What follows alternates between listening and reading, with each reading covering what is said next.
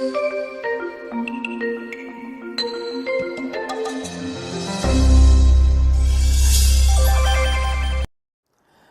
13:24-30. Nagsalaysay muli si Jesus sa kanila ng isa pang talinghaga. Sinabi niya, "Ang kaharian ng langit ay katulad ng isang taong naghasik ng mabuting binhi sa kanyang bukid. Isang gabi, habang natutulog ang mga tao, dumating ang kanyang kaaway.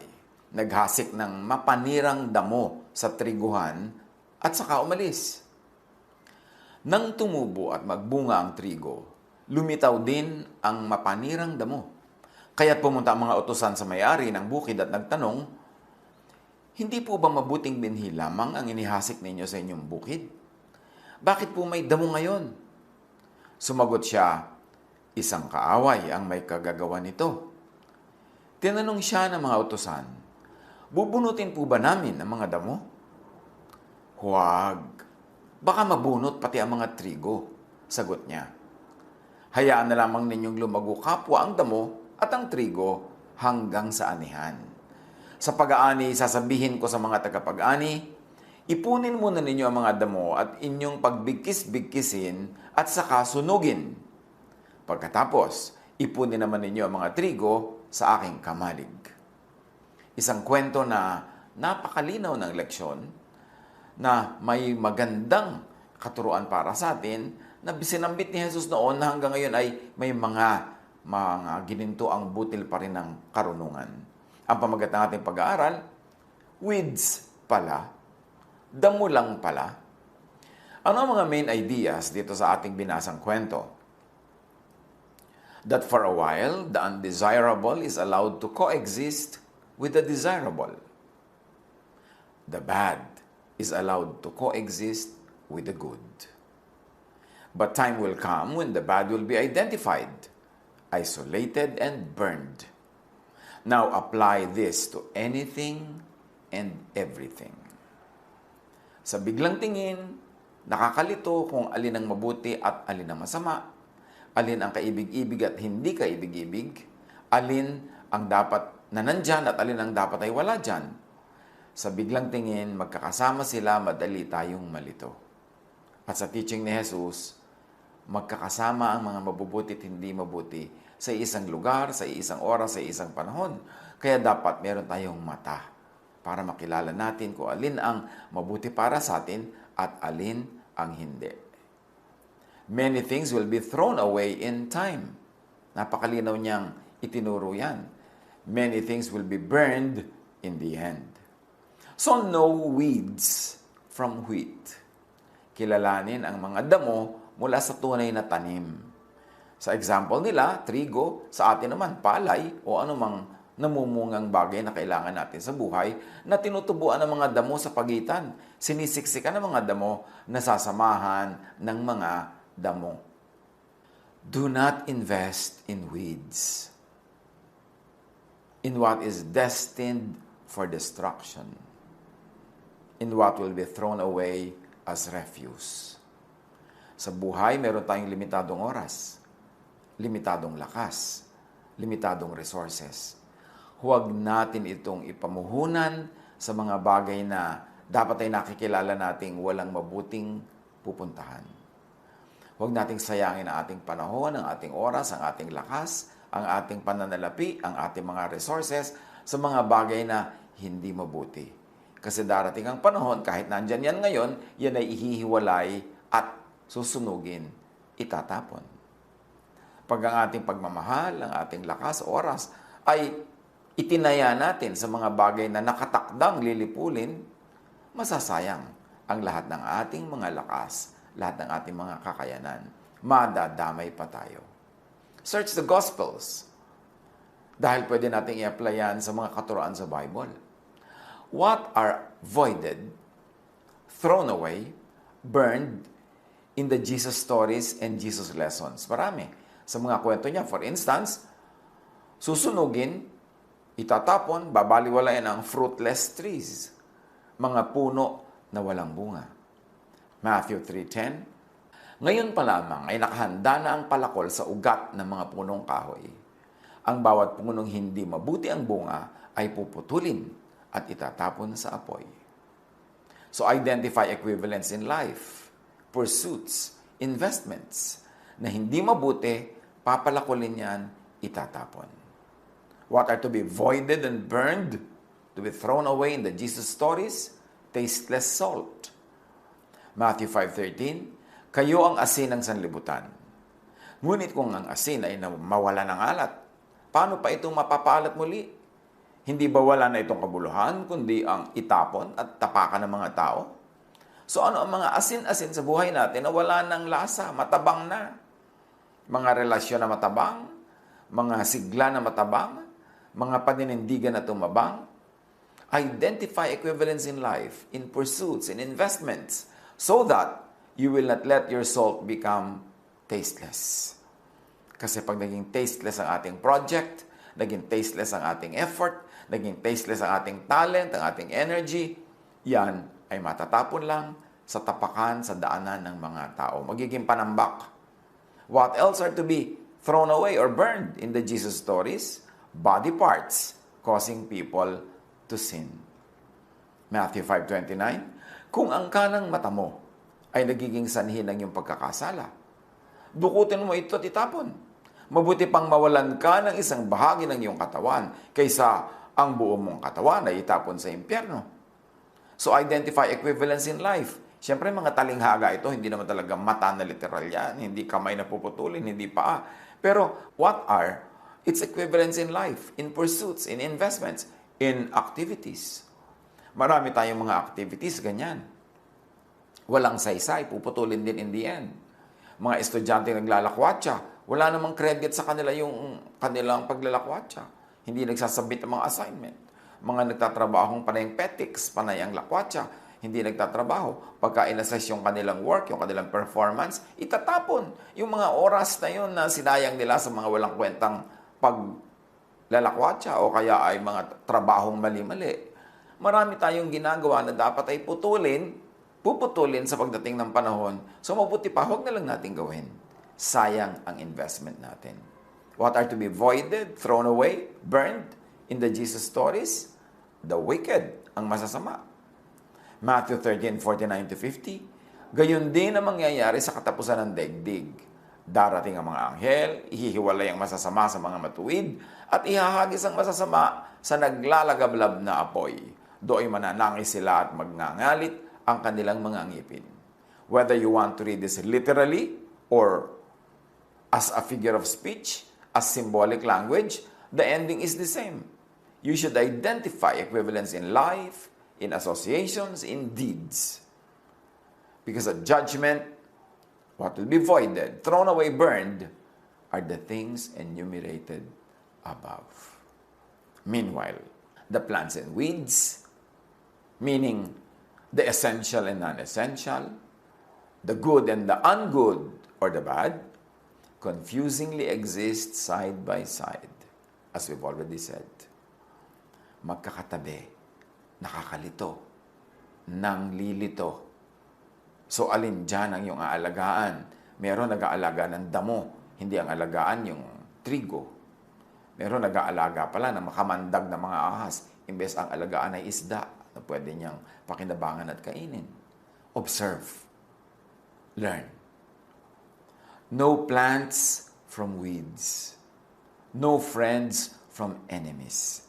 No good workers from bad workers. No good employers from bad employers. Para ang lahat ng yan ay maiwasan nating maging bahagi ng ating buhay. No essentials from non-essentials.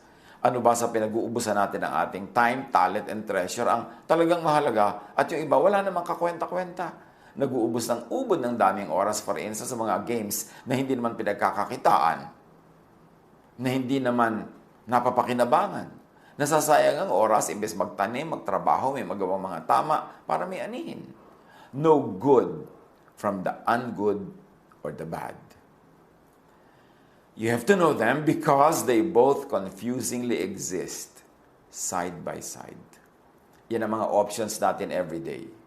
Good or ungood, productive or unproductive, damo o trigo, may pakinabang o wala, susunugin pagdating ng panahon o aanihin at itatago sa mga lalagyan ng pagkain. Kapaki-pakinabang at hindi kapaki-pakinabang.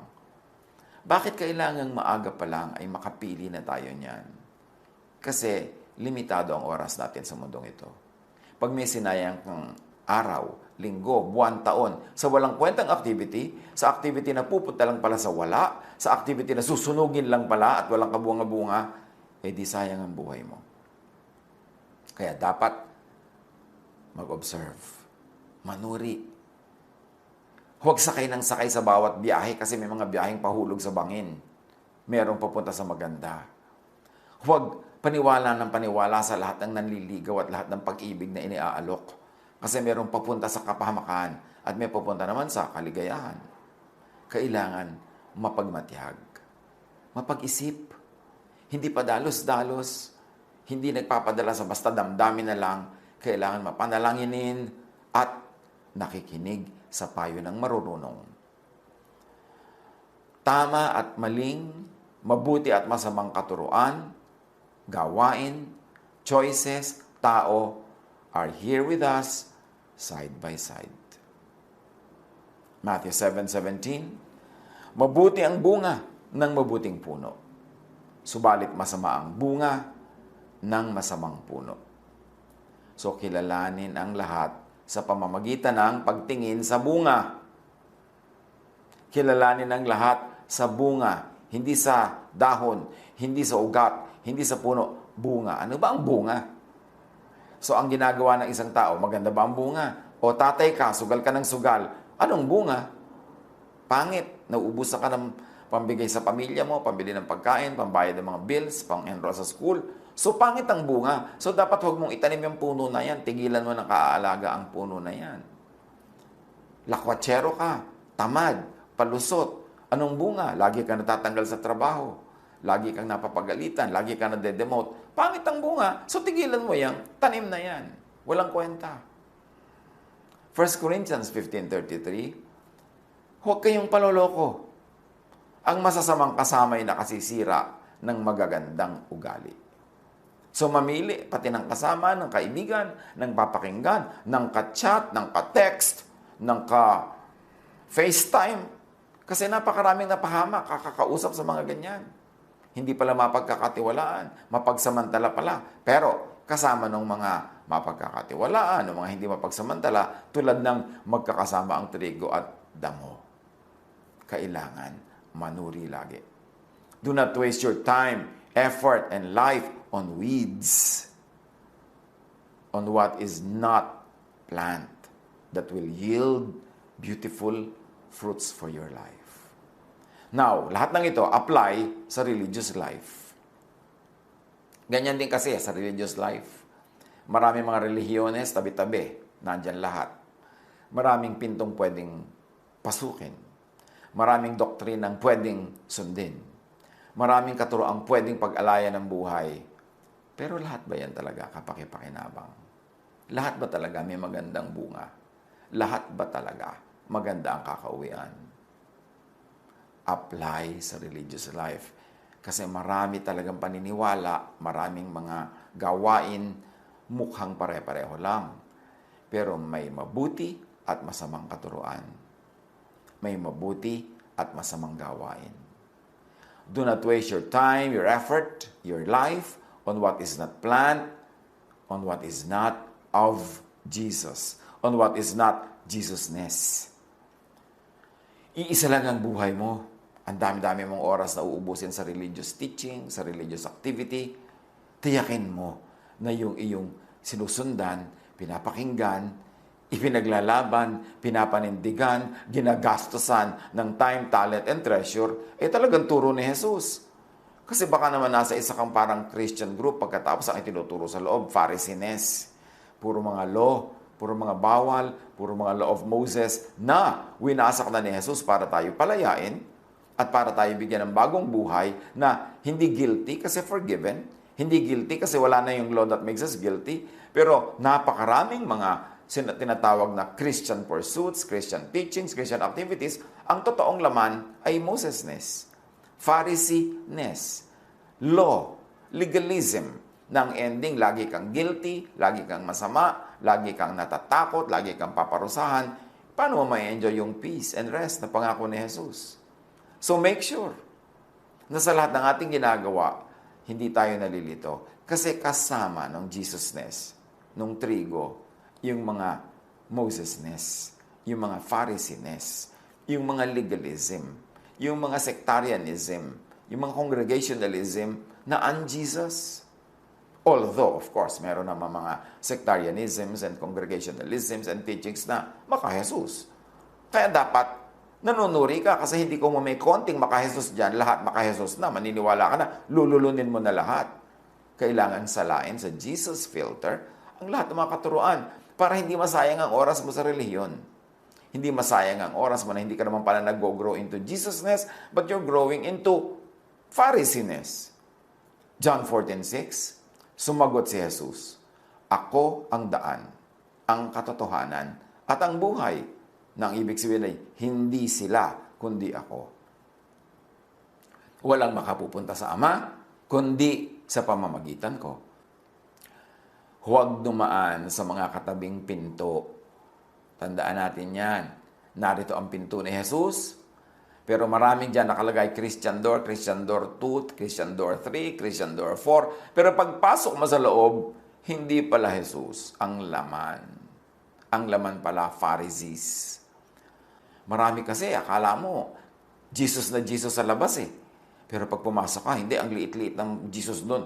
Ang malaki yung Pharisee. Puro pang-uusig, puro batas, puro bawal, puro guilt, puro fear. Kabaligtaran ng turo ni Jesus. So yung trigo, nahaluan ng maraming damo. Tiyakin natin na nandun tayo sa trigo at hindi sa damo. Galatians 5:6, sa mga nakipag-isa na kay Kristo Jesus, hindi na mahalaga kung ang isang tao ay tuli o hindi. Ang mahalaga ay ang pananampalatayang nakikita sa mga gawaing udyok ng pag-ibig. Dito, pinag-aaway-awayan kasi kung dapat magpatuli ang lahat kahit na hindi ka Jew, na Gentile ka, naging Christian ka, magpapatuli ka pa ba like a Jew or not? At yan ay pinagpipilitan ng marami noon na Jewish Christians. Pero sabi dito ni Paul, hindi na mahalaga yan. Ang mahalaga, ang ending ng lahat ng katuroan na natatanggap mo, ang ending ng lahat ng katuroang sinusunod mo, ang ending lahat ng ginagawa mo, ibinibigay mo at tinatanggap mo, ay love. Pagka nandun yun, tamang-tama ka na, okay ka na, sakto ka na. Yun ang ibig sabihin. Ngayon, yung tuli na yan, maraming equivalent yan sa buhay. Maraming napaka-concerned about anong kakainin mo, anong isusuot mo, anong hairstyle mo, ano ang mode ng iyong baptism, ano ang mode ng iyong pagkain ng mga Lord's Supper, kailan ka sasamba, anong araw. Yan ay pinag-aaway-awayan tulad ng tuli. Pero ang sabi ni Paul, pag i-apply natin dyan, ang mahalaga, ang ending ay ito, loving ka ba? At ang natatanggap mo ba sa kapatiran ay love din? Kasi kung hindi ganun ang ending, sayang ang lahat ng pag-aaway, pag-aaral, at pagtatalo-talo tungkol dyan sa law, tungkol sa mga regulations and ordinances. Huwag sumali sa hindi maka-Jesus, sa hindi maibiging gawa. Huwag sumali sa mga mapang-away, mahilig makipagtalo, mahilig magaling, na laging ginajudge ang iba, laging mali ang iba, nililibak at pinagtatawanan, at itinataas lang ang sarili. Hindi ganon ang maka-Jesus na katuruan. Huwag sumali sa mga maka-Pharisee na gawa. Yung mahilig sa self-righteousness, mahilig sa judgmentalism, at sa pagpaparusa sa kapwa na itinuturing nilang hindi nila kasing banal.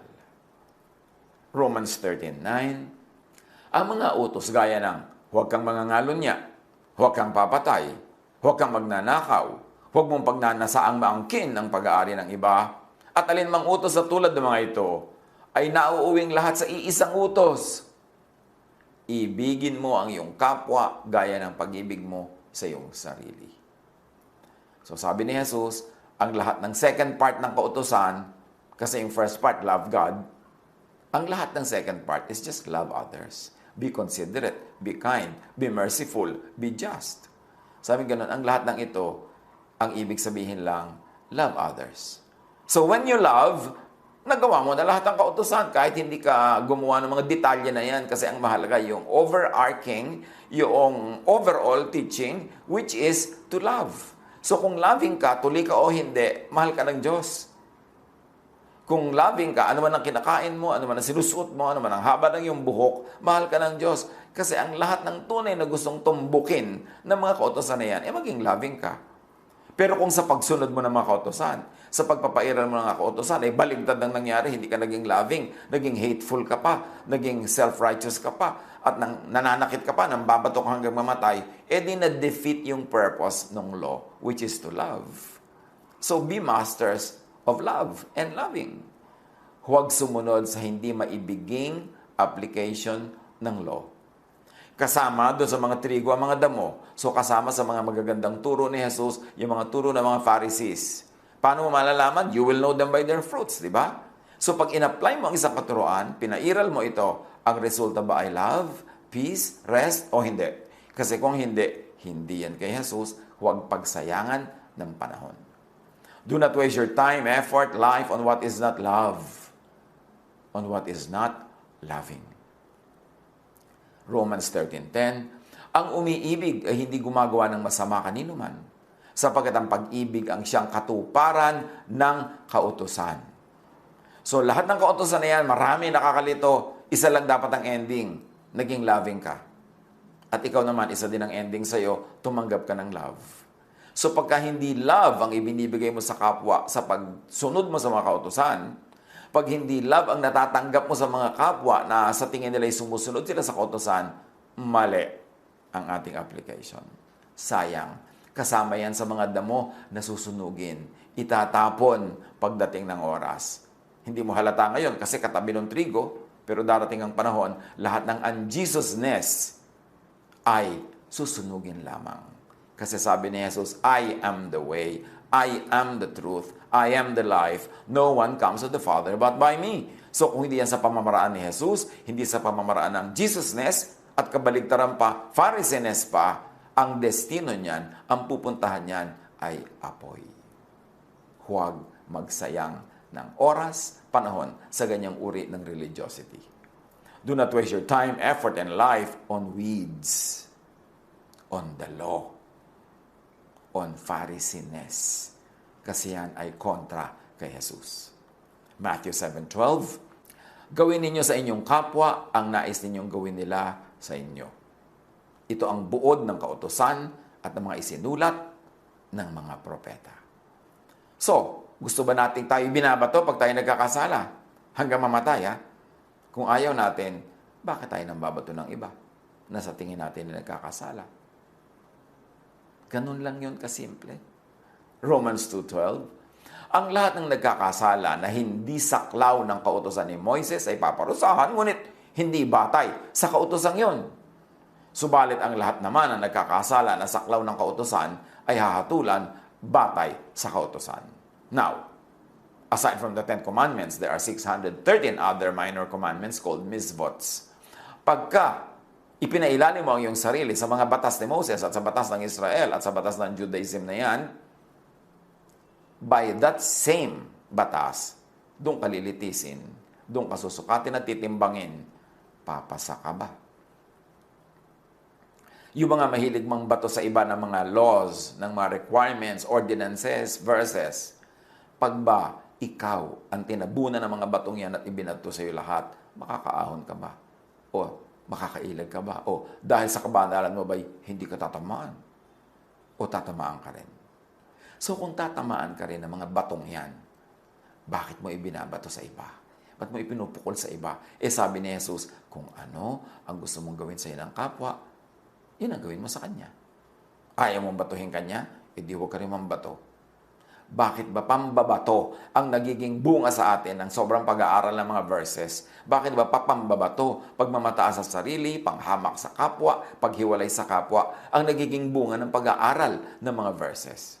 Kasi ang mga verses na sinasamba, ang mga verses na itinatanghal, mga law, verses ng law, hindi verses ni Jesus, hindi verses ng love. Kahit naman sa New Testament, may marami mga leaders dyan, nasa Christianity na, pero marami pa rin silang Pharisaic at marami pa rin silang Jewish beliefs, yung mga Judaizers, na ipinagpipilitan yung tuli, ipinagpipilitan yung huwag mo itong kainin, ipinagpipilitan na lang isingit sa new faith na Christianity yung mga old laws and systems ng Judaism. Sa New Testament mismo, recorded yan. Kaya awayan yung mga leaders dyan. Tapos hanggang ngayon, yan pa rin ang nangyayari ngayon. Ang dami-dami, akala nila Christian sila. Ang dami akala nila nasa Christian congregation sila. Pero pag tiningnan nila yung practices, tiningnan nila yung mga regulations, tiningnan nila yung prevailing atmosphere, no. Pharisaic pala. Or nasa Jewism pa pala sila. In fact, marami nga openly gustong bumalik sa Judaism. Eh di babalik ka sa mga law, babalik ka sa mga ritual. Bali wala ang kamatayan ni Jesus. Bali wala ang pagpapalaya ni Jesus. Kaya kilalanin ang damo sa trigo kasi magkakahalo yan, magkakasama. Acts 13:39. At ang lahat ng sumasampalataya sa Kanya ay pinapatawad na sa lahat ng pagkakasalang hindi na ipatawad sa inyo sa pamamagitan ng pagtupad sa mga kautusan ni Moises. Maraming kasalanan hindi pwedeng mapatawad kung magpapailalim ka sa kautusan ni Moises. Kaya yan ay winasak na ni Jesus, pinalaya tayo para hindi na tayo kailangang maging alipin, hindi na tayo kailangang magpakahirap sumunod, at hindi na tayo kailangang maparusahan o matakot pa ng kaparusahan. Do not waste your time, effort, and life on works that are of no value or of low value and low quality. Sabi ni Paul sa 1 Corinthians 3:10-15, ayon sa kagandahang loob ng Diyos sa akin, inilagay ko ang pundasyon tulad ng isang mahusay na tagapagtayo. Iba naman na nagpapatuloy sa pagtatayo ng gusali. Ganito rin ang church building, ganito din ang church planting, ganito din ang pamamalakad ng church. May nanguna, may nagtayo, tulad nito si Paul. Pero may mga kasunod dapat.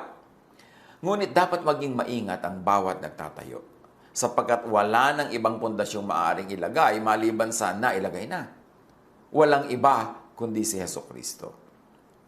May nagtatayo na gumagamit ng ginto, pilak o mahahalagang bato. Mayroon namang gumagamit ng kahoy, damo o dayami. Makikilala ang uri ng gawa ng bawat isa sa araw ng paghuhukom, sapagkat mahahayag sa pamamagitan ng apoy kung anong uri ang ginawa ng bawat isa. Kung ang itinayo sa ibabaw ng pundasyon ay hindi masunog, tatanggap ng gantimpala ang nagtayo noon. Ngunit, kung masunog naman, mawawalan siya ng gantimpala. Gayunman, maliligtas siya. Kaya lang, ay para siyang nagdaan sa apoy. In other words, wala siyang kadala-dala, natupok din lahat. Huwag sayangin ang oras, pagod, buhay, sa religious weeds lang pala. Meaning, ang dami-dami mong oras sa relihiyon, yung paling ginagawa mo nang walang katuturan, walang value sa langit. Susuriin, may value ba ito? Ang pinakamahalagang value kung ang effect, loving. Kung ang method, loving. Huwag sayangin ang friendships, goodwill and pleasures, happiness and satisfaction para sa religious weeds lang pala. Anong ibig sabihin natin? Maraming pagkakaibigan ang nasisira dahil sa relihiyon, dahil sa doktrina. Maraming magandang pakikitungo, pagmamabutihan ang nasisira dahil sa mga katuroan, dahil sa doktrina dyan. At marami ring personal pleasures, ligaya, satisfaction, ang nasasakripisyo dahil sa mga doktrina. Ang tanong, yung doktrina ba galing kay Jesus o galing sa Pharisee? Yan ba ay trigo o damo? Huwag magsayang sa mga bagay na weeds lang pala. Damo lang pala.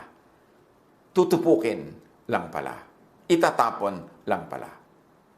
So, suriin natin ang ating practical life, spiritual life, religious life. Kasi dyan, maraming tama, maraming trigo, pero maraming nakasingit na damo. Piliin kung alin ang didiligan, piliin kung anong aalagaan, piliin kung ano ang kakampihan, at pagbubuhusan ng panahon, ng oras, ng lakas. Kasi merong mga lugi ka pagka doon ka tumaya at meron namang panalo ka. Tiyakin na tayo ay nakaayon, sumusunod, sumusuporta, nabubuhay sa Jesusness. Hindi sa Pharisiness. Hindi sa legalism. Hindi sa religious zealotry, kundi sa love. Because love is the fulfillment of all the law.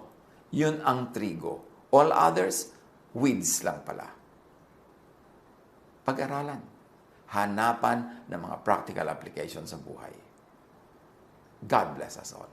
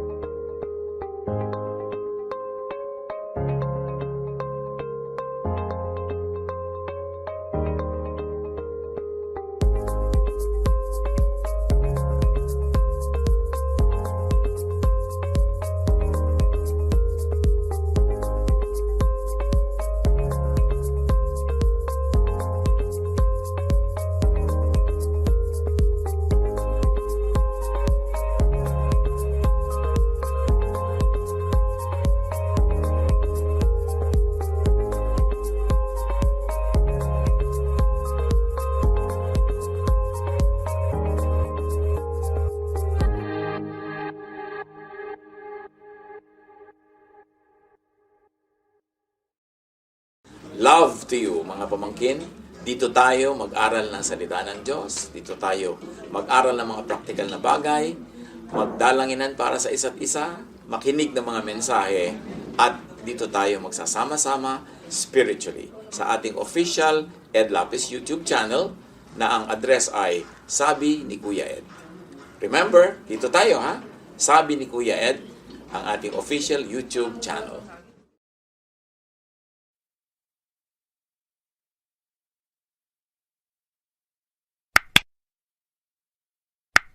Do not forget to subscribe. Click the subscribe button and ring the bell for notification. Like, comment, and share our official YouTube channel. Visit Ed Lapis website for daily devotion, audio podcast, latest video message, send your prayer request, subscribe to mailing list and more. Visit edlapis.com.ph.